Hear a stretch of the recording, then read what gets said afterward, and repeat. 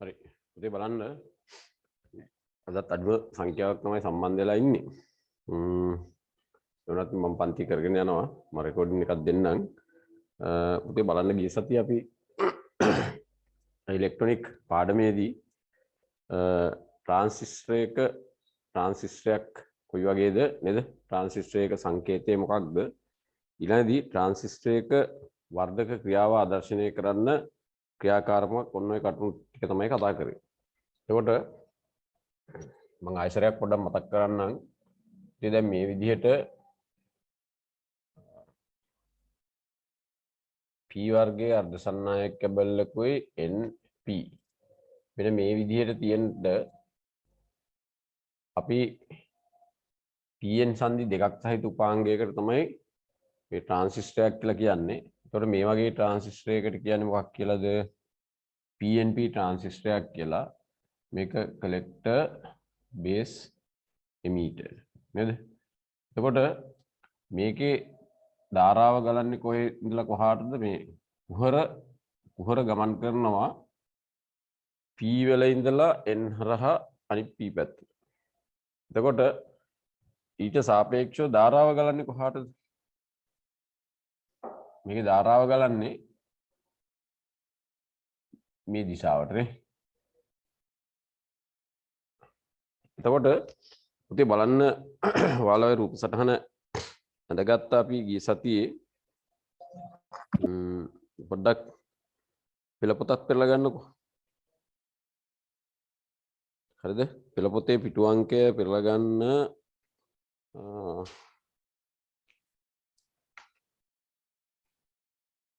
පිටු අංකය 66 පෙරලා ගන්න. පිටු අංකය 66. හරි? පිටු අංකය 66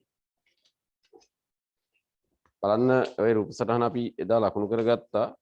එතකොට වාහක එහෙම නැත්නම් කුහර මේ p පැත්තේ ඉඳලා මේ n හරහා මේ p පැත්තට ගමන් කරනවා. එතකොට ධාරාව I ගලන්නේ මේ දිශාවට. ඒ කියන්නේ මේ ට්‍රාන්සිස්ටරේ අපි සංකේතය ගත්තොත්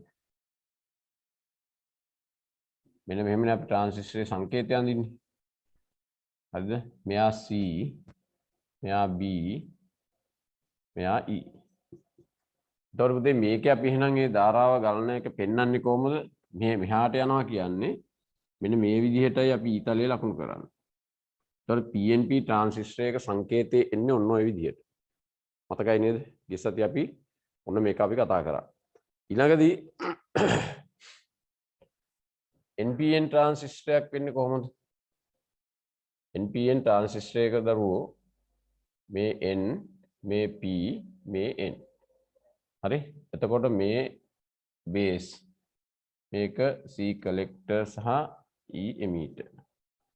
දැන් මේක වෙන්නේ උදේ කුහර නෙවෙයි මෙතන මුක්ත ඉලෙක්ට්‍රෝන මේ විදිහට ගමන් කරනවා. මුක්ත ඉලෙක්ට්‍රෝන. එතකොට ධාරාව ගලන්නේ මේ දිශාවට.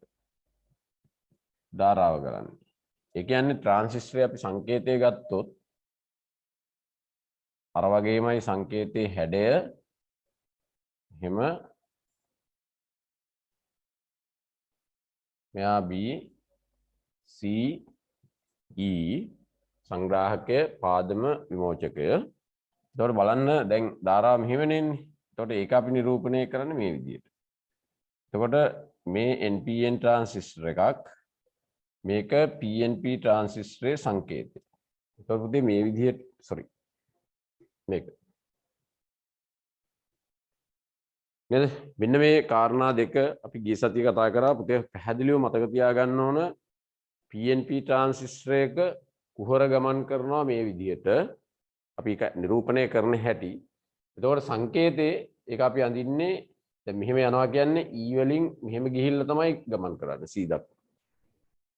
ඉලෙක්ට්‍රෝන NPN ට්‍රාන්සිස්ටරයක මේ එමීටරේ ඉඳලා සංග්‍රාහකයේ පැත්තට ඉලෙක්ට්‍රෝන ගමන් කරනවා. ධාරාව ගලන්නේ එතකොට ඊට විරුද්ධ දිශාවට. ඒ කියන්නේ ධාරාව එන්නේ C වල ඉඳලා ඔහොම ඇවිල්ලා E වලින් පිට වෙලා යන විදියට. ඒ නිසා සංකේතයේ PNP ට්‍රාන්සිස්ටර් එක මේ ඊතලයේ ඇතුල් පැත්තටයි අපි යොමු කරන්නේ. NPN ට්‍රාන්සිස්ටර් එක ඊතලය මේ එමීටරෙන් එළියට එන විදිහට.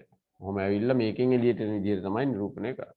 ඔන්න ඔය කාරණේ හොඳට මතක තියාගන්න ඕන මේ ට්‍රාන්සිස්ටර් පිළිබඳ කතා කරද්දී. හරි. ඊළඟදී දරුවෝ ඔන්න සංකේතය මතක තියාගන්න. ට්‍රාන්සිස්ටර් එක වර්ධක ක්‍රියාව ආදර්ශනය කිරීම මතකයි නේද? ඔයාලා ළඟ ටියුට් එක ඇති.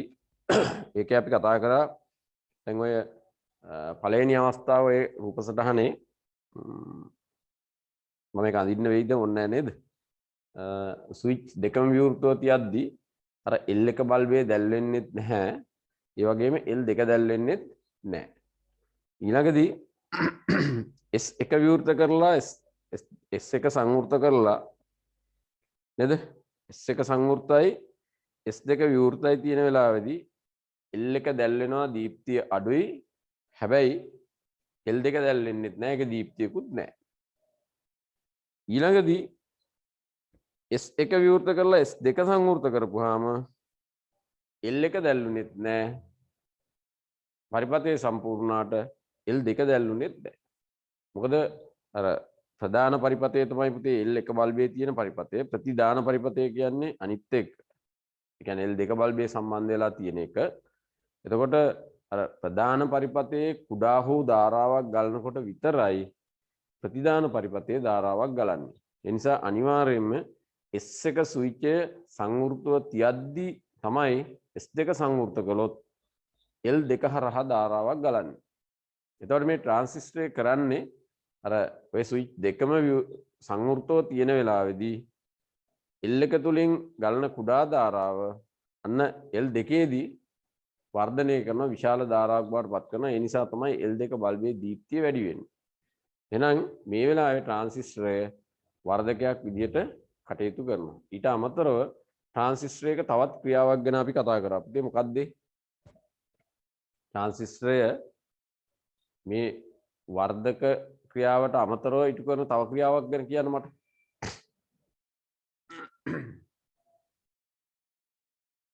ළමයි කො කතාවක් නැහැ නේ. ඔව් ස්විච් එක ක්‍රියාව නේද? ට්‍රාන්සිස්ටරයක් පුතේ ස්විච් එකක් විදිහට ක්‍රියා කරනවා. ඒතකොට ස්විච් එක ක්‍රියාවත් ඔන්න ට්‍රාන්සිස්ටර් එක. ඒතකොට ට්‍රාන්සිස්ටරේ ඉටු කරන ප්‍රධාන ක්‍රියාවන් දෙකක් තියෙනවා. එකක් වර්ධකයක් විදිහට ක්‍රියා කරනවා. ඒ කියන්නේ ධාරාව හෝ සංඥා වර්ධකයක් විදිහට ක්‍රියා කරනවා. අනිත් එක තමයි ස්විච් එකක් විදිහට ක්‍රියා කරනවා. පැහැදිලිද? හරි. එහෙනම් දරුවෝ ඔන්න අපි ඒ ටික කතා කරා. මම හිතන්නේ ඔයාලට තේරෙන්නේ නැති. අපිට දැන් මේ පාඩමේ බොහොම පොඩි කොටසයි ඉතුරු වෙලා තියෙන්නේ. මොකක්ද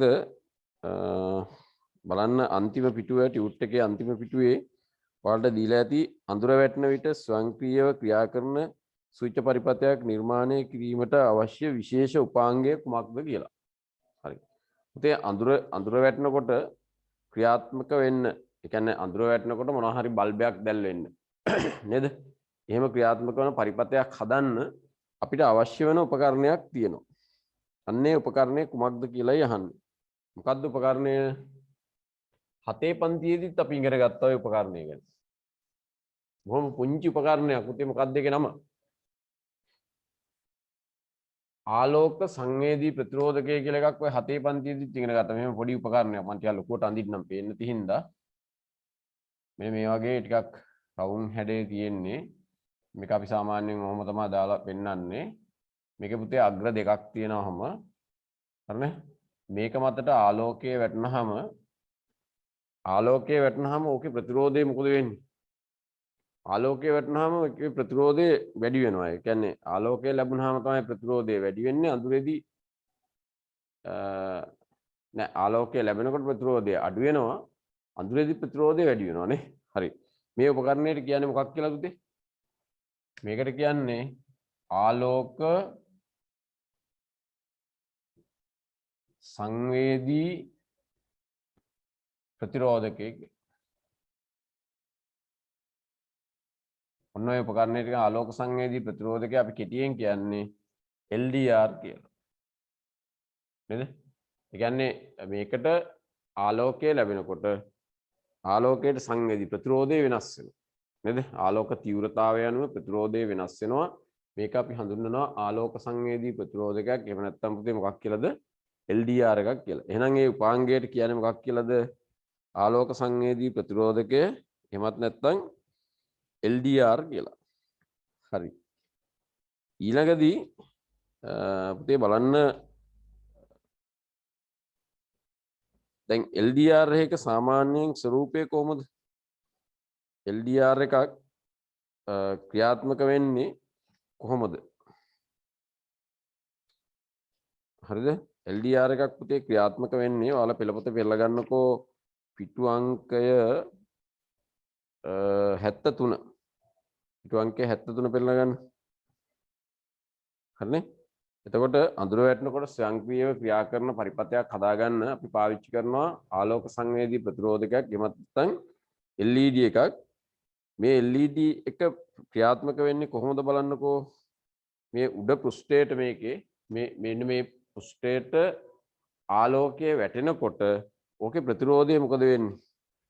ප්‍රතිරෝධය ඉතා අඩු වෙනවා. ආලෝකය ලැබෙනකොට ප්‍රතිරෝධය අඩුයි. ටියුට් එකේ දීලා ඇති ආලෝකය ලැබුණු විට කියලා තියෙනව නේද? ටියුට් එකේ මම දීලා ඇති ආලෝකය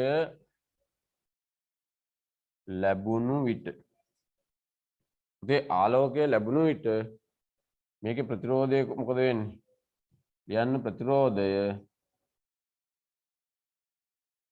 ඉතා අඩුයි. ආලෝකය ලැබෙනකොට ප්‍රතිරෝධය ඉතාම අඩුයි. එතකොට ඒක සාමාන්‍යයෙන් එහෙම වෙන්නේ ඕම් ගණය කියලා තමයි හඳුන්වන්නේ. ඕම් ගණය. ඒ කියන්නේ ඕම් ගණය කියන්නේ ඕම් කියන්නේ අඩුයි, කිලෝ ඕම් කියන්නේ ඊට වඩා වැඩිනේ. ඕම් ගණය කියලා තමයි හඳුන්වන්නේ. හරි? මොන පුතේ LDR එකක් මතට ආලෝකය ලැබෙනකොට ප්‍රතිරෝධය ඉතාම අඩු වගයක් ගන්නවා. ඊළඟදී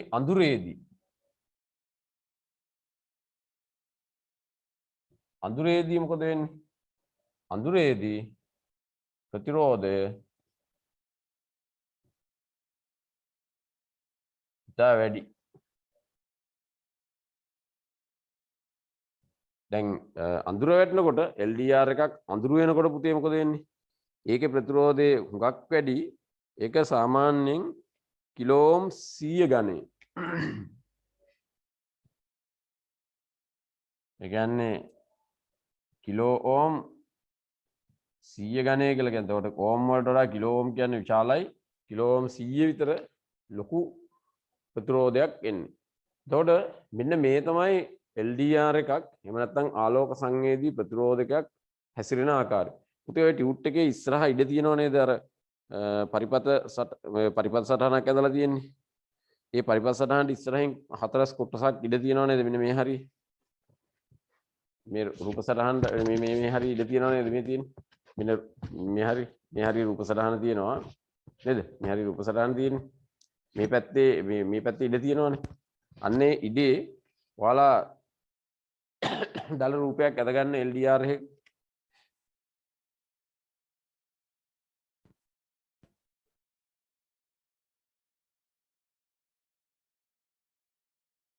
හරිද?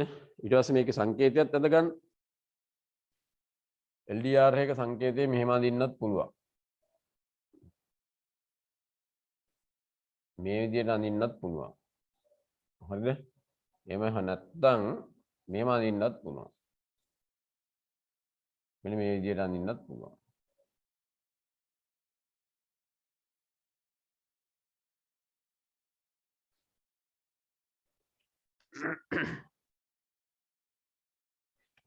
මේකට පුතේ ඊතල් දෙයක් ගහන්න ඕන ආලෝකය වැටෙනවා කියන්නේ.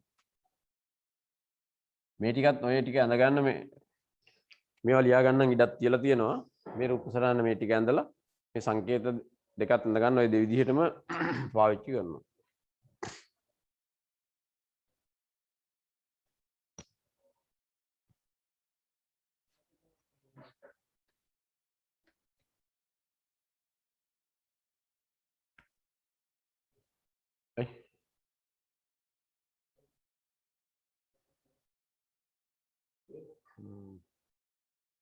ඉන්න නේද අද නම් ඉන්නේ.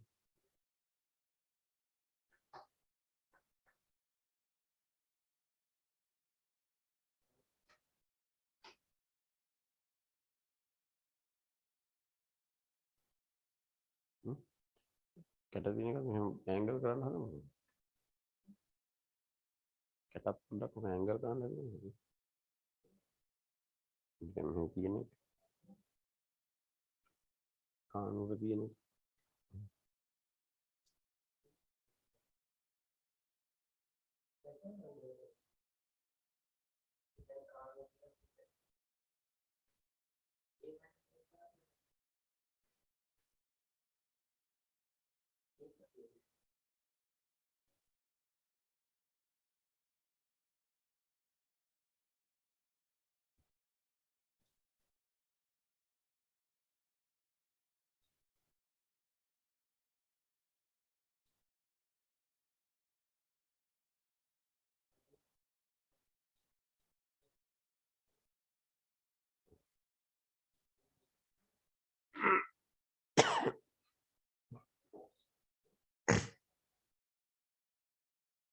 ඉතින් හරිද? හරිද?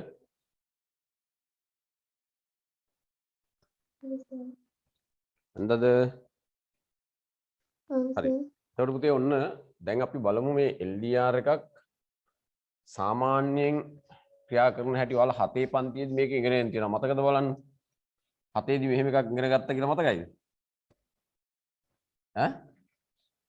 ඒවනම් කොහෙද නේද? මේ බලන්න. දැන් සාමාන්‍යයෙන් අපි මේ LDR එක LDR එකට මෙහෙම මොන කෝෂයක් සම්බන්ධ කරලා මේ විදිහට කෝෂයක් සම්බන්ධ කරලා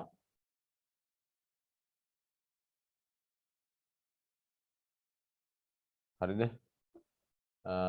මේකට අපි බල්බයකුත් සම්බන්ධ කළොත්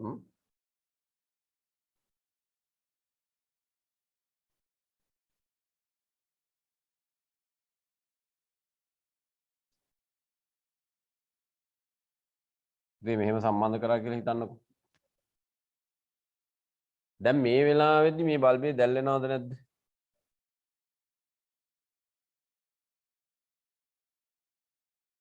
දැන් මෙහෙම තිබ්බොත් මේ බල්බය දැල්වෙනවද?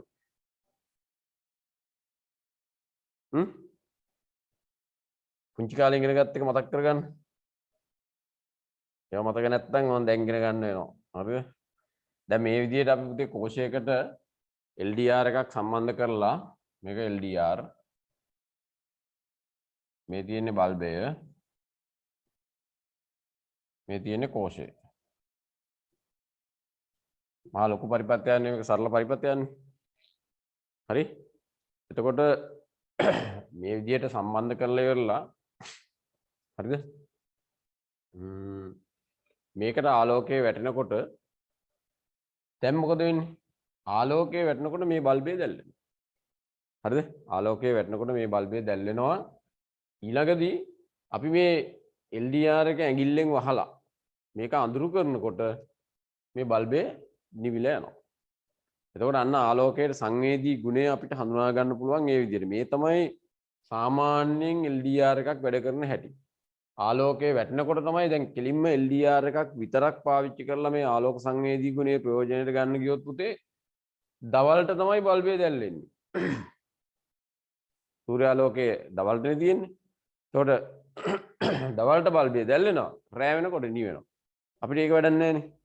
දැන් අපිට අවශ්‍ය වෙන්නේ මේ ආලෝක සංවේදී ගුණය හදාගන්න ඕන රාත්‍රී වෙනකොට බල්බයක් දැල්වෙන්නයි එළිය වැටෙනකොට බල්බය නිවෙන්නයි.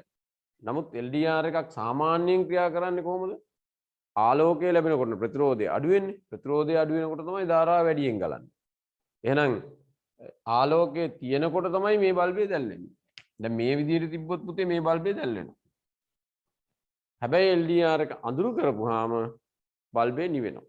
ඔන්න මේක ආලෝකයට සංවේදී. එතකොට ඔය ගුණේ වෙනස් කරන්න අපිට පුළුවන් මේක ඉලෙක්ට්‍රොනික පරිපථයක ට්‍රාන්සිස්ටර් යොදාගෙන මේක සකස් කරගන්න මෙහෙම. බලන්න ඔයාලට මම රූප සටහන දීලා තියෙනවා. මෙන්න මෙතන දීලා තියෙනවා මොකද්ද? අර වොලියුම් කන්ට්‍රෝල් කියන්නේ පරිමාපාලකය. ඔය VR කියලා දාලා තියෙන්නේ ඒකයි. හරිද? එතන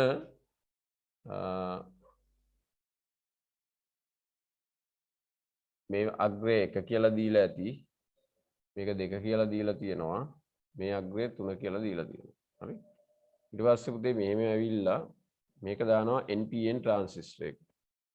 අපි සාමාන්‍යයෙන් පුතේ මේ පරිපත්ත සඳහා වැඩිපුර යොදාගන්නේ මොන ට්‍රාන්සිස්ටර්ද?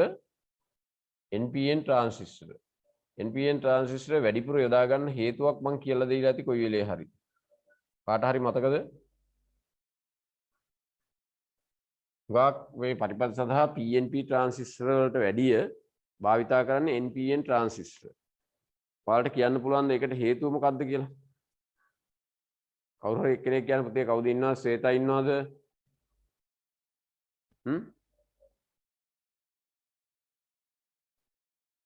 සෙනායගේ අක්කා ඉන්නවද? දුරංග සාමාන්‍ය උදේ පන්තියේ මම නිතර ඉන්න අය ගැන ඔය කතා කරේ. හරිද? ප්‍රවීන් ඉන්නවද අද?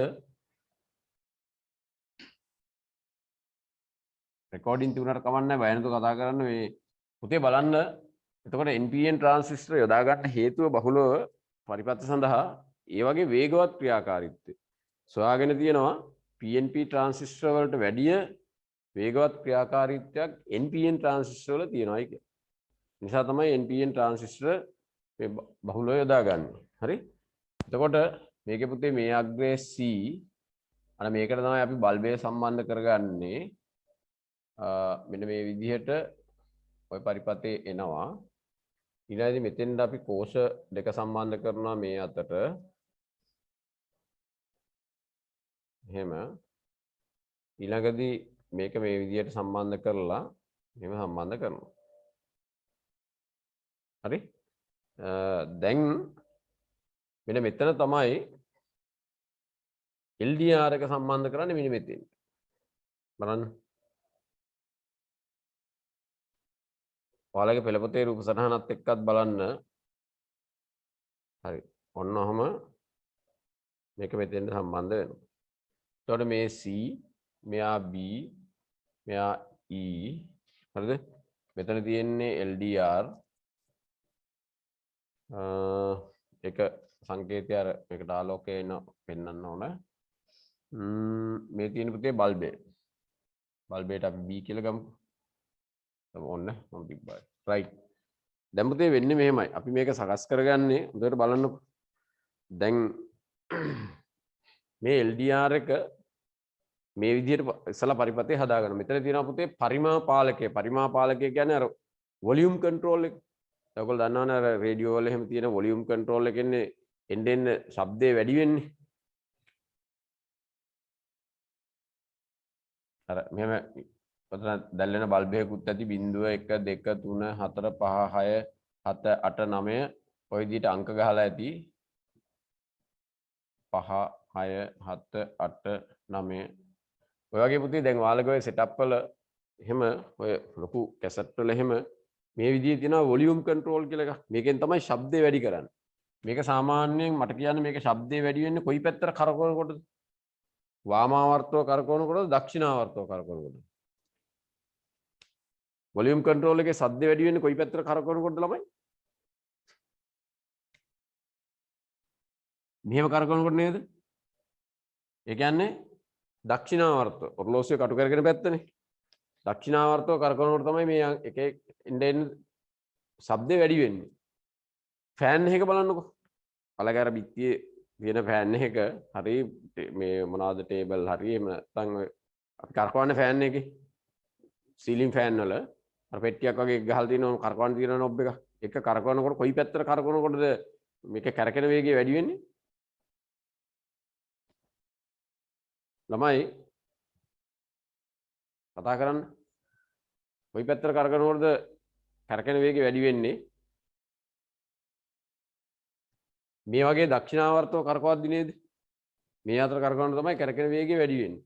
එහෙම කරකවනකොට කැරකෙන වේගය වැඩි වෙනවා කියලා කියන්නේ පුතේ ගලන ධාරාව වැඩි වෙනවා කියන එකනේ. එහෙනම් ප්‍රතිරෝධය අඩු වෙනවා කියන එක.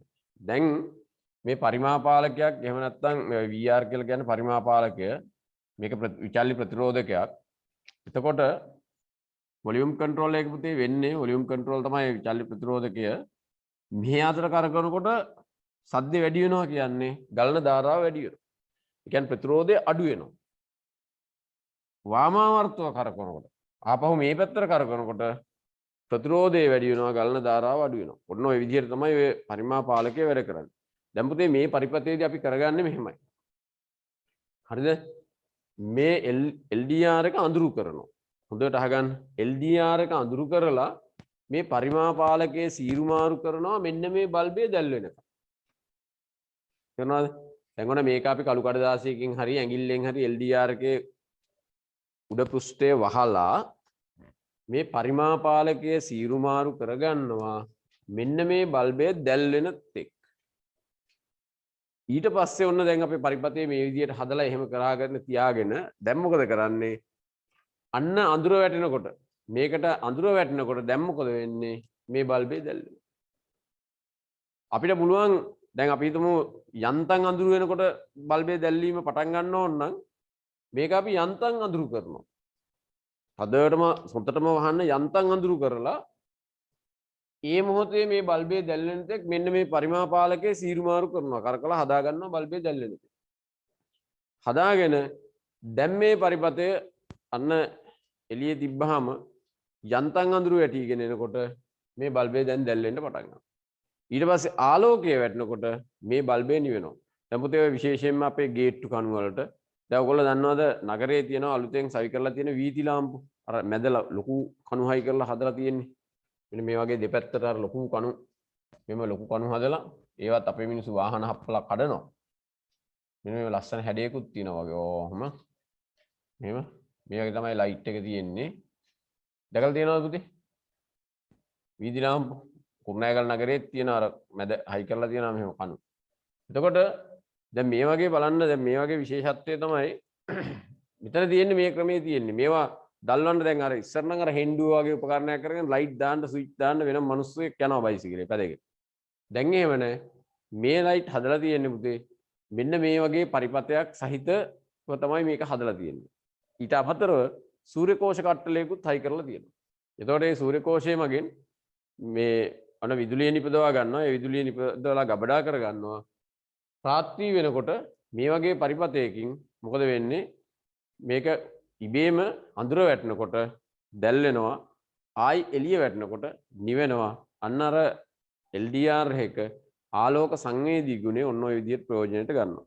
එහෙනම් පුතේ ඔයාලට ඔය රූප සටහන මම දීලා තියෙනවා. බලන්න LDR හි උඩ පෘෂ්ඨයේ ඇඟිලි තුඩින් වසා ඒ කියන්නේ අඳුරු කොට බල්බයේ දැල් වෙන තෙක් VR හි ප්‍රතිරෝධය සීරු මාරු කරන්න. VR කියලා කියන්නේ පුතේ මේකට කියන්නේ පරිමාපාලකයේ සිංහලෙන් කියන්නේ අපි සාමාන්‍යයෙන් වොලියුම් කන්ට්‍රෝල්. පරිමාපාලකය කියන එක ඉංග්‍රීසි වචනේ වොලියුම් කන්ට්‍රෝල්. ඒකට ඒක විචල්්‍ය ප්‍රතිරෝධකයක්. හරි? ඊළඟ කරුණ ඇඟිලි තුඩ ඉවත් කොට LDR මතර ආලෝකයේ පතිත වීමට ඉඩ දෙන්න. දැන් මේ ඇඟිලි තුඩෙන් වහලානේ මේක දැල් වෙනකන් සකස් කරේ. ඊට පස්සේ ඇඟිලි තුඩ අයින් කරලා මේකට ආලෝකය වැටෙන්න සලස්වන්න කියලා. එතකොට මොකද වෙන්නේ? අන්න ආලෝකය වැටෙනකොට මේ බල්බේ නිවෙනවා. එවිට බල්බේ නිවේ. අවශ්‍ය පමණට අඳුර වැටෙන විට බල්බයේ දැල් වෙනසේ VR සකස් කරගත හැකිය. එහෙනම් පුතේ ඔන්න අර LDR එක තියෙන ආලෝක සංවේදී ගුණය මෙන්න මේ වගේ ට්‍රාන්සිස්ටර් පරිපථයක් යොදාගෙන අපිට පුළුවන් අඳුරේදී බල්බයක් දැල් වෙන්නයි අඳුර වැටෙනකොට දැල් වෙන්නයි එළිය වැටෙනකොට නිවෙන්නයි සකස් කරගන්න. දැන් බලන්න මේක යොදා ගන්න පුළුවන්. දැන් අපේ පුතේ ගාඩන් වලට එහෙම අපි සාමාන්‍යයෙන් ඔය බල්බ් දානවනේ ලස්සනට ගාඩන් එකක් ලස්සනට හදපුවාම නේද? එතකොට එතෙන්දී අන්න අපිට පාවිච්චි කරන්න පුළුවන් මේ වගේ පරිපථ. ඉතින් ඒවට ටිකක් වියදම් යනවා. අපි හැමෝටම මේක කරගන්න අමාරුයි. නමුත් නැත්තම් අපි හිතමු අපේ ගේට්ටු කණු දෙක තියෙන්නේ ඈත. ඒවට කලින් විදුලි රැහැන් නැදලා සූදානම් කරලා නැත්තම් එහෙම ගේට්ටු කණු වල අන්න ඒ බල්බ් එකක් දල්වන්න අමාරුයිනේ. ගේට්ටු කණුවට නේද? එතකොට ගෙදර ඉඳලා ස්විච් එකක් දාන්න ඕන. අපිට වා ඕෆ් කරන්නත් අමතක වෙනවා. මෙතනදී එහෙම නැහැ. කිසි ප්‍රශ්නයක් නැහැ. මේ විදිහේ පරිපථයක් සකස් කරලා ගේට්ටු කණු දෙකේ බල්බ් දෙක තියෙනවා. කොච්චර ඈත තිබුණත් අපිට ප්‍රශ්නයක් නැහැ. අඳුර වැටෙනකොට ඔටෝ ඒ බල්බ් දැල් වෙනවා. ඊට පස්සේ ආපහු සැරයක් ආලෝකය ලැබෙනකොට බල්බේ නිවිලා යනවා. එතකොට අපිට මේ පරිපථය හරි ලේසියෙන් පාවිච්චි කරන්න පුළුවන් නේද? අන්න ඒ වගේ තැන් වලට අපිට විශේෂයෙන්ම ගාඩන් ලයිට් වලට එහෙම මොකද රැට දැල්වෙන්න ඕන. එළිය වැටෙනවා මේවා නිවෙන්න ඕන. අපිට ඒකට මතක් කර කර ඒවා ඔෆ් කරන්න අවශ්‍ය වෙන්නේ නැහැ. හරි. එහෙනම් පුතේ ඔන්න LDR එකක් පාවිච්චි කරලා ඒකේ ආලෝක සංවේදී ගුණය අපිට ට්‍රාන්සිස්ටර් පරිපථයක් මගින් අන්න සකස් කර ගන්න පුළුවන්. මොකද LDR එකක් සාමාන්‍යයෙන් ක්‍රියා කරන්නේ ආලෝකය වැටෙනකොට තමයි ප්‍රතිරෝධය අඩු. එතකොට තමයි බල්බයක් දැල්වෙන්නේ. අඳුර වැටෙනකොට ඒකේ ප්‍රතිරෝධය වැඩි. එතකොට බල්බයක් නිවෙනවා. ඒ නිසා LDR එකක් කෙලින්ම බල්බයකට සම්බන්ධ කරලා අපිට මේ පරිපථයෙන් ප්‍රයෝජනයක් නැහැ. එහෙනම් අපිට ප්‍රයෝජන ගන්න පුළුවන් මේ වගේ NPN ට්‍රාන්සිස්ටරයක් සම්බන්ධ කරලා පරිමාපාලකයක් සම්බන්ධ කරලා අන්න ඒකේ ප්‍රතිරෝධය සීරුමාරු කරන්න පුළුවන් මේක අඳුරු කරලා. ඔයාලට දැන් පැහැදිලිද මේ කියන එක? හරිද? මේක කරන්න පුතේ ඔන්න මේ විදිහේ පරිපථය හදා ගන්න. හදාගෙන LDR එක අඳුරු කරලා මේ පරිමාපාලකයේ සීරුමාරු කරනවා මේ බල්බේ දැල් වෙනකම්. ඊට පස්සේ ආපහු අපි මේ අත ඇඟිල්ල ඉවතට අරගෙන බැලුවාම අන්න මේකට දැන් ආලෝකය ලැබෙනවනේ. එතකොට මේ බල්බේ නිවෙනවා. ඊට පස්සේ අපිට යන්තම් අඳුර වැටෙනකොට මේක දල්ව ගන්න ඕන නම් අපි මේක ටිකක් අඳුරු කරනවා. ටිකක් අඳුරු කරලා මේ පරිමාපාලකයේ සීරුමාරු කරනවා බල්බේ දැල් වෙනකම්. ඊට පස්සේ පොඩ්ඩක් අඳුර වැටෙනකොට දැන් අපි සාමාන්‍යයෙන් 6:00 විතර වෙනකොට 7 විතර වෙනකොට එච්චර තද කළුවරක් නැහැනේ. අන්න ඒ වෙලාවට ඒ බල්බේ දැල්වීම ආරම්භ වෙන්න එහෙම සකස් කර ගන්න පුළුවන්. ඉතින් ඔයගොල්ලොත් පුළුවන් නම් මේ වගේ මේකට අවශ්‍ය කරන බඩු ටික ගන්න. අරගෙන මේ වගේ සර්කිට් එකක් හදන්න. හදලා අත්හදා බලන්න මේකව වෙනවද නැද්ද කියලා. හරිනේ? දැන් මේ දවස්වල ඒකට හොඳ කාලේ. හැබැයි කඩවල වලට එහෙම යනකොට හරි ප්‍රවේශමෙන් නේද? කොවිඩ් අවදානම දැන් ආයිමත් වැඩි වීගෙන එන්නේ ළමයි කොච්චර කිව්වත් හින්ද ප්‍රවේශම් වෙන්න වෙනවා. ඔයගොල්ලෝ දන්නවද මේ දැන් ඊයේ මට අර අපේ පුතෙක් කුරුණෑගල හොස්පිටල් එකේ වෛද්‍යවරයෙක් එයා කියපු විදිහට දැන් මේ වෙනකොට ICU එකේ එකම ඇඳක්වත් හිස් නැහැ. තේරුණා නේද? එකම ඇඳක්වත් කුරුණෑගල රෝහලේ ICU එකේ එකම ඇඳක්වත් හිස් නැහැ. ඒ කියන්නේ ඊළඟට කෙනෙක් අසාධ්‍ය වුණොත් අර ඉන්න ලෙඩ්ඩු දැන් මැෂින් වලට හයි කරලා ඉන්න ලෙඩ්ඩු සාමාන්‍යයෙන් ගලවන්නේ නැහැ. ඒක කවුරුත් උනත් එහෙම ගලවලා එහෙම ඉන්න කෙනෙක් ගලවලා යා මැරෙන්නටලා වෙන කෙනෙක් ගහන්නේ නැහැ. ඒ නිසා අපි අසනීප වෙලා ගියා කියලා හිතන්නකෝ. ඒත් අපිට ඒ වෙලාවේ ඇඳක් නැත්තම් නේද? කරන්න දෙයක් නැහැ. ඇඳක් එනකන් ඉන්න වෙනවා. එතකොට අදහන ආගම්මනුව එක එක තැන් වලට යන්න වෙනවා. තේරුණාද? නිසා බැරෑරුම් තත්ත්වයක් තියෙන්නේ ටිකක් ප්‍රවේශමෙන් ඔයගොල්ලෝ ගෙදරලා ප්‍රවේශමෙන් ඉන්න වැඩි හැමේ දඟලන්න දුවන්න යන්න එපා. අත්‍යවශ්‍ය දේවල් වලට දෙමව්පියෝ ගිහිල්ලා ඒ වැඩ කටයුතු ටික කරයි. පුතේ දැන් එතකොට ඔන්න ඉලෙක්ට්‍රොනික විද්‍යාව පාඩම මම දැන් මේ විදිහට තමයි පාන්දර කතා කරේ. ඉලෙක්ට්‍රොනික විද්‍යාව පාඩම දැන් එතකොට ওই ටික තමයි අපි විෂය කරුණු ඉගෙන ගන්න. හරිද? දැන් අපි සාරාංශයක් මම ඔයගොල්ලන්ට මතක් කරනවා. මතක් කරලා තමයි අද පන්ති නතර කරන්නේ. ඉස්සෙල්ලා බලන්න පුතේ දැන් ඔන්න අපි ඉලෙක්ට්‍රොනික විද්‍යාවේ මුලින්ම ඉගෙන ගත්ත දේවල්ත් එක්ක ගත්තාම අපි ඉලෙක්ට්‍රොනික උපකරණ නේද? කියන්නේ ඉලෙක්ට්‍රොනික උපාංග පාවිච්චි වෙන ඉලෙක්ට්‍රොනික උපකරණ කීපයක් ගැන කතා කරානේ. මොනවද ඉලෙක්ට්‍රොනික උපකරණ ඔයාලගේ ගෙවල්ලා තියෙන? ගුවන් විදුලිය තියෙනවා, රූපවාහිනිය තියෙනවා, පරිගණකය තියෙනවා නේද? වෙන ඔය කැසට් යන්ත්‍ර එක එක ඒ වගේ VCD යන්ත්‍ර නේද? DVD යන්ත්‍ර ඔය වගේ එක එක ඉලෙක්ට්‍රොනික පරිපථ තියෙන ඉලෙක්ට්‍රොනික උපාංග සහිත පරිපථ තියෙන උපකරණ අපි පාවිච්චි කරනවා. ඊළඟදී මෙතෙන්දී ඔන්න දැන් ඉලෙක්ට්‍රොනික විද්‍යාවේදී පුතේ හුඟක් වෙලාවට මේ උපාංග හදන්න යොදාගන්නේ අර්ධ සන්නායක. ඒතර අපි එතනදී ඉගෙන ගත්තා සන්නායක කියන්නේ මොනවද? අර්ධ සන්නායක කියන්නේ මොනවද? විද්‍යුත් පරිවාරක කියන්නේ මොනවද කියලා. නේද? සන්නායක මොනවද? සන්නායක කියලා කියන්නේ විදුලිය සන්නයනය වෙන ඒවාට අපි කියන්නේ විදුලිය ගමන් කරන ඒ තුලින් විදුලිය ගමන් කරනවා නම් ඒවට කියන්නේ අපි විද්‍යුත් සන්නායක.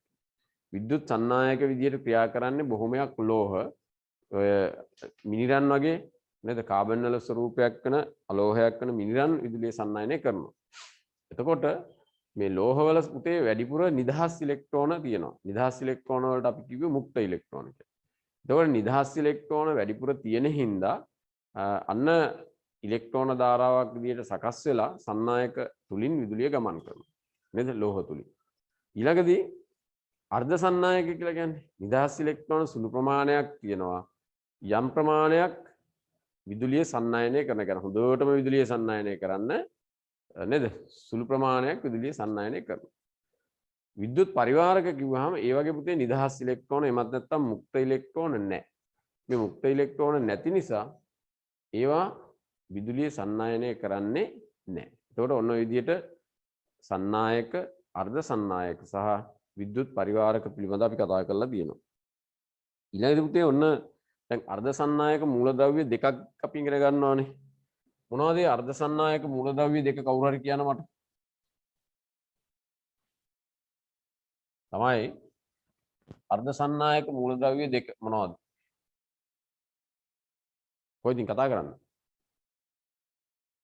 අපි ඉගෙන ගන්න අර්ධ සන්නායක මූලද්‍රව්‍ය දෙක මොනවද? එකක් සිලිකන් නේද? හරි. අනිත් එක මොකද්ද? ළමයි ටික නැද්ද? ඔයාලට මං ඇහෙනවද? අහනවා. ඔව් මොකද්ද? තනියම නිදිමතේ වගේ කතා කරනකොට මම නිදිමත වගේ ළමයිට දැනෙන්නේ. අනිත් මූලද්‍රව්‍ය මොකද්ද? ජර්මේනියම් නේද? සිලිකන් සහ ජර්මේනියම්. සිලිකන් වල සංකේතය SI. පොලිසිය ඉන්න කෙනා එහෙම නෙමෙයි. ඊළඟට ජර්මේනියම් නම් GE. මේ තමයි අර්ධ සන්නායක මූලද්‍රව්‍ය දෙක. එතකොට ඔය සිලිකන් ගත්තාම පුතේ සිලිකන් දැලිසක් ගැන කතා කරනකොට ඒකේ ස්වභාවයෙන්ම නිදහස් ඉලෙක්ට්‍රෝන සුළු ප්‍රමාණයක් තියෙනවා. එතකොට උෂ්ණත්වය වැඩි වෙනකොට මේ නිදහස් ඉලෙක්ට්‍රෝන සංඛ්‍යාව තව චුට්ටක් වැඩි වෙනවා. එතකොට සන්නායකතාව වැඩි වෙනවා. එතකොට එහෙම ස්වභාවයෙන්ම අර්ධ සන්නායක ගුණ තියෙන ඔය සිලිකන් ජර්මේනියම් වගේ මූලද්‍රව්‍ය අපි හඳුන්වනවා විශේෂ නමකින්. ඒ මොනවා කියලාද?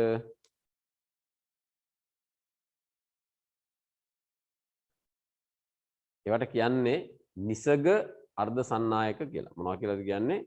නිසග අර්ධ සන්නායක. ඒ කියන්නේ ස්වභාවයෙන්ම ඒ වගේ අර්ධ සන්නායක ගුණ තියෙනවා. මොකද නිදහස් ඉලෙක්ට්‍රෝන හරි කුහර හරි පොඩි ප්‍රමාණයක් නිදහස් ඉලෙක්ට්‍රෝන යම් ප්‍රමාණයක් තියෙනවා.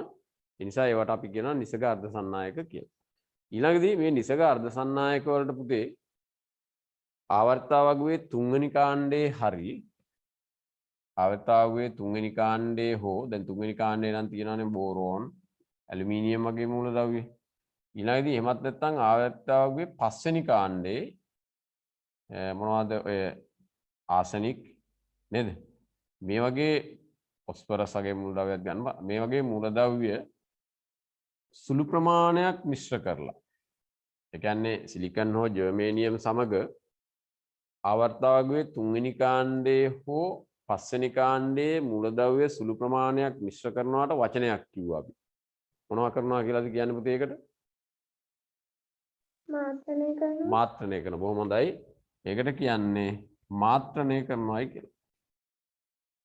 එහෙම මාත්‍රණය කරලා ඒ කියන්නේ සිලිකන් එක්ක හෝ ජර්මේනියම් එක්ක ආවර්තාවගුවේ තුන්වෙනි කාණ්ඩේ හෝ පස්වෙනි කාණ්ඩේ මූලද්‍රව්‍ය සුළු ප්‍රමාණයක් මිශ්‍ර කරනවාට අපි කියන්නේ මාත්‍රණය කරනවායි කියලා. ඒ විදිහට පුතේ මාත්‍රණය කරලා ලබා ගන්නා අර්ධ සන්නායක වලට විශේෂ නමක් කිව්වනේ. මොකක්ද ඒ?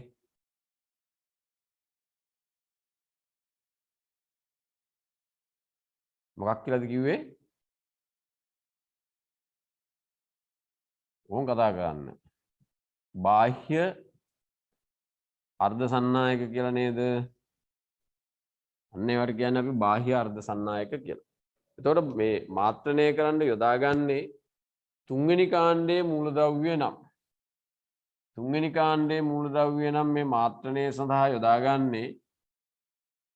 එතකොට මොකද වෙන්නේ? ඉලෙක්ට්‍රෝන ඌනතාවයක් ඇති වෙනවනේ. එතකොට ඇති වෙන්නේ මොන විදිහේ අර්ධ සන්නායකද? p වර්ගයේ අර්ධ සන්නායක.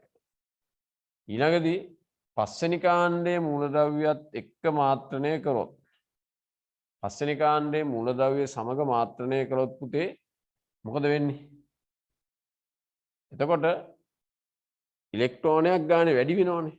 එතකොට නිදහස් ඉලෙක්ට්‍රෝන මුක්ත ඉලෙක්ට්‍රෝන වැඩි වෙන නිසා ඉලෙක්ට්‍රෝන අපි ඍණාරෝපණ නෙගටිව් කියන වචනයෙන් ඒවා හඳුන්වනවා n වර්ගයේ අර්ධ සන්නායක කියලා.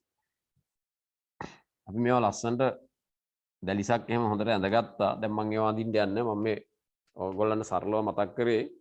ඔන්න එතකොට සිලිකන් ජර්මේනියම් කියන්නේ පුතේ ඒවා නිසක අර්ධ සන්නායක. මොකද ඒවා ස්වභාවිකවම ඒවයි නිදහස් ඉලෙක්ට්‍රෝන යම් ප්‍රමාණයක් තියෙනවා. ඒවයි අර්ධ සන්නායක ගුණ තියෙනවා. ඊට පස්සේ අපිට පුළුවන් මේ සිලිකන් හෝ ජර්මේනියම් කියන නිසක අර්ධ සන්නායකයක් එක්ක ආවර්තාවකයේ තුන්වෙනි කාණ්ඩයේ මූලද්‍රව්‍ය හෝ පස්වෙනි කාණ්ඩයේ මූලද්‍රව්‍ය සුළු ප්‍රමාණයක් මිශ්‍ර කරනවාට අපි කියනවා මාත්‍රණය කරනවායි කියලා. එතකොට එහෙම මාත්‍රණය කළා තුන්වෙනි කාණ්ඩයේ මූලද්‍රව්‍ය එක්ක මාත්‍රණය කරොත් ලැබෙනවා p වර්ගයේ අර්ධ සන්නායක. මොකද කුහරණය වැඩි වෙන්නේ. පස්වෙනි කාණ්ඩයේ මූලද්‍රව්‍ය එක්ක මාත්‍රණය කරොත් නිදහස් ඉලෙක්ට්‍රෝන වැඩි වෙනවා. එතකොට n වර්ගයේ අර්ධ සන්නායක ලැබෙනවා. මේවා අපි හඳුන්වනවා බාහ්‍ය අර්ධ සන්නායක කියලා. හරි. එතකොට ඔන්න ඔය ගැන අපි කතා කරලා තියෙනවා. ඊළඟ පුතේ අපි කතා කරා දැන් සාමාන්‍ය සන්නායකයක උෂ්ණත්වය වැඩි වුණොත් මොකෝ වෙන්නේ? අර්ධ සන්නායකයක උෂ්ණත්වය වැඩි වෙනකොට මොකද වෙන්නේ කියලා. මතකයිද? දැන් සන්නායකයක කොහොමත් නිදහස් ඉලෙක්ට්‍රෝන තියෙනවානේ. නේද? සන්නායකයක සන්නායක බවට හේතුවත් ඒකනේ. නිදහස් ඉලෙක්ට්‍රෝන තියෙනවා. පුතේ එතකොට බලන්න අපි તો මේ තියෙන සන්නායකයක්. එතකොට මේකේ නිදහස් ඉලෙක්ට්‍රෝන ඕන තරම් තියෙනවා. මම මේ E අකුරෙන් දාන්නේ ඉලෙක්ට්‍රෝන කියලා හිතන්නකෝ. මෙහෙම නිදහස් ඉලෙක්ට්‍රෝන ඕන තරම් තියෙනවා. මොකේකද? සන්නායකයක. මේක සන්නායකයක්.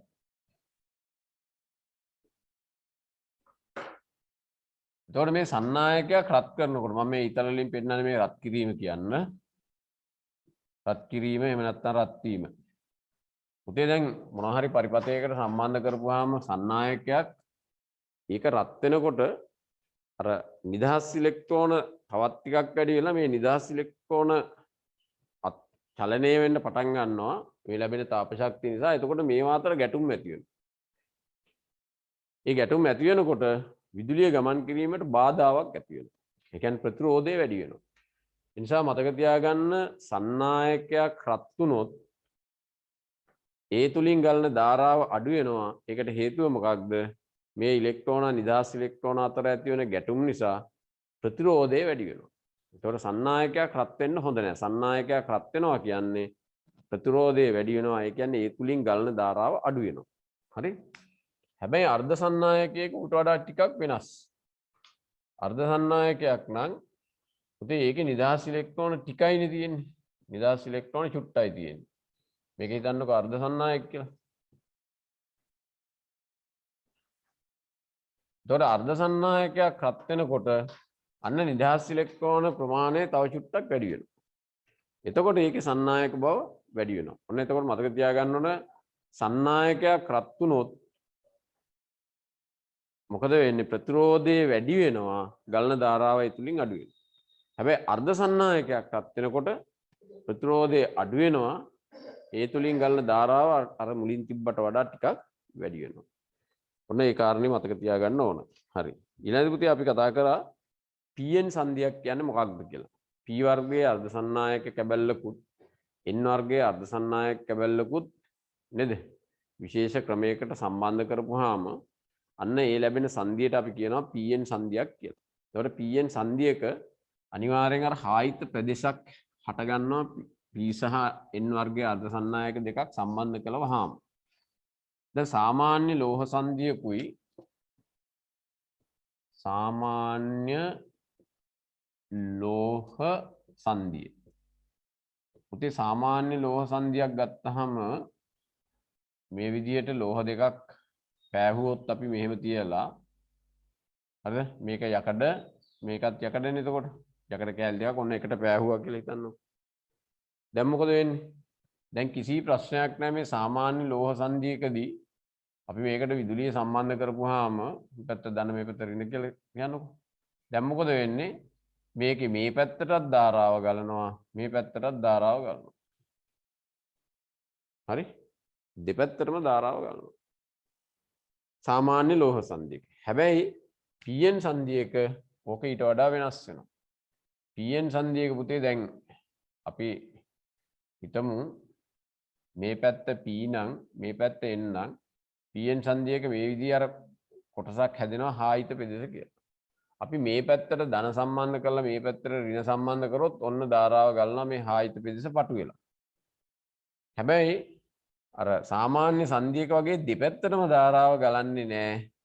අන්න අපි දැන් මේ පැත්ත P මේ පැත්ත N නම් අපි මෙහෙට ධන තියලා මෙහෙට ඍණ සම්බන්ධ කරොත් මේක මේ හායිත පෙදෙස පළල් වෙලා දැන් මොකද වෙන්නේ? ධාරාව ගැලීම නවතිනවා. ඒ නිසා පුතේ සාමාන්‍ය ලෝහ සංධියකට වඩා PN සංධියක මෙන්න මේ වෙනස තියෙනවා. එක පැත්තකට ඒ කියන්නේ P පැත්තේ සිට N පැත්තට ධාරාව ගලනවා. හැබැයි N පැත්තේ සිට P පැත්තට ධාරාව ගලන්නේ නැහැ. ඔය තමයි සාමාන්‍ය ලෝහ සංධියක් සහ PN සංධියක් අතර තියෙන වෙනස. ඔන්න අපි ඒක තේරුම් ගන්න ඕන. ඊට පස්සේ අපි ඉගෙන ගත්ත පුතේ අර සරල ධාරාව ප්‍රස්ථාරයකින් නිරූපණය කරන හැටි මතකයිද? ප්‍රත්‍යාවර්තක ධාරාව ප්‍රස්ථාරයකින් නිරූපණය කරන හැටි.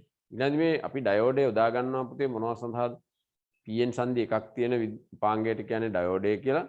අපි ඩයෝඩයක් යොදා ගන්නවා ධාරාව එක් දිශාවකට යොමු කරගන්න. ඒකට කියනවා ඍජුකරණය කියලා. එතකොට ඍජුකරණයේ පුතේ ආකාර දෙකක් තියෙනවා. ඩයෝඩයක් දැන් මේ විදිහට සම්බන්ධ කරොත් ඕක පෙර නැඹුරුව. මේව සම්බන්ධ කරොත් පසු නැඹුරුව. පෙර නැඹුරුවේදී විතරයි ධාරාව ගලන්නේ. පසු නැඹුරුව අවස්ථාවේදී ධාරාව ගලන්නේ නැහැ. එතකොට ඩයෝඩයක් එක ඩයෝඩයක් යොදාගෙන සිදු කරන ඍජුකරණයට මොකක්ද කියන්නේ? එක ඩයෝඩයක් විතරක් යොදාගෙන සිදු කරන ඍජුකරණයට කියනවා පුතේ අර්ධ තරංග ඍජුකරණය කියලා. නේද? එතකොට ඒකට ගැලපෙන ප්‍රස්ථාරයක් තියෙනවා. ඊට පස්සේ ඩයෝඩ හතරක සේතුවක් ඍජුකාරක සේතුවක් යොදාගෙන සිදු කරන ඍජුකරණය තියෙනවා. අන්න ඒකට කියනවා මොකක් කියලාද? පූර්ණ තරංග ඍජුකරණය කියලා. එතකොට ඍජුකරණය ආකාර දෙකක් තියෙනවා. ඒ කියන්නේ ඇත්තටම ප්‍රත්‍යාවර්තක ධාරාවක් සරල ධාරාවක් බවට පත් කරගන්න එක තමයි ඍජුකරණයේදී වෙන්නේ. එතකොට ඍජුකරණයේ ආකාර දෙකක් තියෙනවා. එකකට කියනවා මොකක් කියලාද? අර්ධ තරංග ඍජුකරණය. එතෙන්දී ඩයෝඩ පාවිච්චි කරන්නේ එකයි. ඊළඟ එක පූර්ණ තරංග ඍජුකරණය. එතනදී අපි ඩයෝඩ පාවිච්චි කරනවා හතරක්. ඩයෝඩ හතරක ඍජුකාරක සේතුවක් නැත්තම් ඒකට කියන්නේ අපි ඩයෝඩ සේතුව කියලා කියනවා. හරි. ඊළඟදී පුතේ එතනදිත් අන්න දැන් ලැබෙන්නේ හොඳ විදිහේ සුමට සරල ධාරාවක් නෙවෙයි. ඒ නිසා අපි මේ ධාරාව සුමට කරන්න ධාරිතාව වැඩි. ඒ කියන්නේ සාමාන්‍යයෙන් මයික්‍රෝෆැරඩ් 1000 2000 වගේ ධාරිතාව වැඩි ධාරිත්‍රකයක් ඒ පරිපථයට සමාන්තරගතව සම්බන්ධ කරනවා. එහෙම සම්බන්ධ කරනවාට අපි කියන්නේ සුමටනය කරනවායි කියලා. ඒතකොට සුමටනය කරපුවාම අන්න ධාරාව සුමට වෙනවා.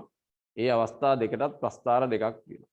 ඒ අනුව ඔය පාඩමේදී පුතේ අපි ප්‍රස්ථාර 6ක් ඉගෙනගෙන තියෙනවා. හරිද? ඔන්න මතක් කරගන්න මොනවද මේ ප්‍රස්ථාර? සරල ධාරාව, ප්‍රත්‍යාවර්තක ධාරාව, අර්ධ තරංග ඍජුකරණයට අදාළ ප්‍රස්ථාරය අපි ඇඳලා තියෙනවා. ඊළඟදී පූර්ණ තරංග ඍජුකරණයට අදාළ ප්‍රස්ථාරය අපි ඇඳලා තියෙනවා. ඊළඟදී අර්ධ තරංග ඍජුකරණයේ සුමටනය සඳහා ප්‍රස්ථාරය අපි ඇඳගෙන තියෙනවා. ඊළඟ එක තමයි පූර්ණ තරංග ඍජුකරණයේ සුමටනය සඳහා ප්‍රස්ථාරය ඇඳලා. දැන් පුතේ මේක කතන්දරයක් වගේ මේ පාඩම මතක් වෙන්න ඕන. මම ඒකයි මේ ඔයගොල්ලන්ට අපහසරයක් මේ සාරාංශය කතා කරන්නේ.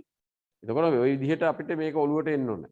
එහෙම අපේ ඔළුවේ තියෙන්න ඕනේ. එතකොට හරි ලේසි අහන ප්‍රශ්නකට උත්තර දෙන්න. හරි? ඊළඟදී බලන්න අපි කතා කරේ LED එකක් ගැන කතා කරා නේද? LED. එතකොට LED කියලා කියන්නේ ආලෝක සංවේදී ප්‍රතිරෝධකය. ඒ කියන්නේ අර PN සංධිය මතට නේද? PN සංධිය ආලෝක සංවේදී නෙවෙයි ආලෝක විමෝචක නේද? ඩයෝඩයක්. එතකොට PN සංධියේදී LED එක ආලෝකයේ පිට වෙන නිකුත් වෙන්න පටන් ගන්නවා. එතකොට අපි සාමාන්‍යයෙන් LED එකක් කියන පුතේ බල්බයක් නෙවෙයි. ඒක ආලෝකයේ නිකුත් වෙන ඩයෝඩයක්. හැබැයි මේ LED පාවිච්චි කරලා අපි දැන් මේ ආලෝකය ලබා ගන්න මේ බල්බ නිර්මාණය කරලා තියෙනවා. එතකොට LED වල ආයු කාලය වැඩි නේද? සාමාන්‍යයෙන් LED එක ආයු කාලය පැය 50000ක් විතර කියලා තමයි සලකන්නේ. ඒ නිසා දිගු කාලයක් ප්‍රයෝජනයට ගන්න පුළුවන්. වැය වෙන්නේ ඊටාම අඩු විද්‍යුත් ශක්ති ප්‍රමාණයක්. ඒ නිසා අද බහුලව ආලෝකය ලබා ගැනීම සඳහා මේ ආලෝක විමෝචක ඩයෝඩ් නැත්නම් LED පාවිච්චි කරනවා. හරි. එතකොට LED එක පුතේ බාහිර පෙනුම මතක තියෙන්න ඕන. ඒකේ ඒකාග්‍රයක් දිගයි ඒකාග්‍රයක් කෙටි. ඒ දිගාග්‍රය මොකක්ද වෙන්නේ? දිගාග්‍රයට කියන්නේ ඇනෝඩය කියලා. කෙටි අග්‍රයට කියන්නේ කැතෝඩය කියලා. එතකොට කෝෂයේ ධනාග්‍රය සම්බන්ධ කරන්න ඕනේ අර දිගාග්‍රයට. ඍණාග්‍රය සම්බන්ධ කරන කෙටි අග්‍රයට. හදිසියේ අග්‍ර දෙක සමානව කපලා තිබ්බොත් හඳුනා ගන්න අපිට කෝෂයේ අග්‍ර මාරු කරලා ආපහු බලන්න වෙනවා. ඊළඟදී LED එක සංකේතය මතකයිද? ඩයෝඩේ සංකේතයමයි ඩයෝඩ් එක සංකේතයමයි වෙනසකට තියෙන්නේ. ආලෝකය පිට වෙනවයි කියන එක පෙන්වන්න අපි මෙහෙම ඉතල් දෙකක් ගන්නවා. එතකොට LED එක ඔන්න සංකේතය ඒව මතක තියෙන්න ඕන. ඊළඟට අපි කතා කරා පුතේ සූර්ය කෝෂ පිළිබඳ. සූර්ය කෝෂ නිර්මාණය කරන්නේ අර්ධ සන්නායක ද්‍රව්‍ය වලින් විශේෂයෙන්ම සිලිකන් පාවිච්චි කරනවා නේද? එතකොට සූර්ය කෝෂ භාවිතා කරන අවස්ථා කතා කරා අපි. ඊළඟදී සූර්ය කෝෂ අනාගත ශක්ති අර්බුදයට පිළියමක් විදියට සැලකීමට හේතුත් කතා කරා නේද? එතකොට සූර්ය කෝෂ සාමාන්‍යයෙන් පුතේ දැන් අපි පාවිච්චි කරනවා ඉස්සරෝම සූර්ය කෝෂ නිර්මාණය වෙන්නේ අභ්‍යවකාශ යානා සඳහා අවශ්‍ය කරන විදුලිය නිපදවා ගන්න. නේද? මේ අභ්‍යවකාශ තාක්ෂණයත් එක්ක තමයි මේ සූර්ය කෝෂ බිහි වෙන්නේ. ඊට පස්සේ අන්න දැන් අපේ නිවෙස් ආලෝක කරන්න නිවෙස් වලට අවශ්‍ය කරන විදුලිය නිපදවීම දක්වා සහ ඒ විදුලිය ඕනනම් අතිරික්ත විදුලි බල මණ්ඩලයට අලෙවි කිරීම දක්වා අපි දැන් මේ සූර්ය කෝෂ භාවිතයේ දියුණු තැනකට ඇවිල්ලා තියෙනවා. දැන් ඉදිරියේදී ඔයගොල්ලන්වත් පුළුවන් වෙයි ඔයගොල්ලෝ නිර්මාණය කරන නිවෙසේ වහලය ඔය සූර්ය කෝෂ නැත්නම් සූර්ය පැනල පාවිච්චි කරලා හදා ගන්න. දැන් ඒවා සවිකරණ ආයතන තියෙනවා. ඔන්න ටීවී එකෙත් මම දැක්කා දානවා. දැන් අර විදුලි බල මණ්ඩලය ඔකට විරෝධය පළ කරමින් හිටියා. දැන් ඒකට අවසර දෙන්න වෙලා තියෙනවා මම හිතන්නේ. එතකොට අපිට පුළුවන් ඒ නිපදවන විදුලිය පරිභෝජනය කරන්න සහ අතිරික්ත ප්‍රමාණයක් තියෙනවා නම් විදුලි බල මණ්ඩලයට අලෙවි කරන්න. හරි? එතකොට සූර්ය කෝෂ අනාගත ශක්ති අර්බුදයට පිළියමක් ලෙස සැලකීමට හේතු. එතකොට සූර්ය කෝෂ පුතේ එකක් තමයි අපිට ඒ ශක්තිය නොමිලේම ලැබෙනවා. සූර්ය ශක්තිය නොමිලේම ලැබෙනවා. කවුරුත් සූර්ය ශක්තියට තාම බදු ගහන්නේ නැහැ. බදු අය කරන්නේ නැහැ නේද? ඊට පස්සේ කල් යනකොට වත් පටන් ගනියද දන්නේ. ඊළඟ කාරණේ තමයි මේවායි පුතේ ආයු කාලය වැඩි.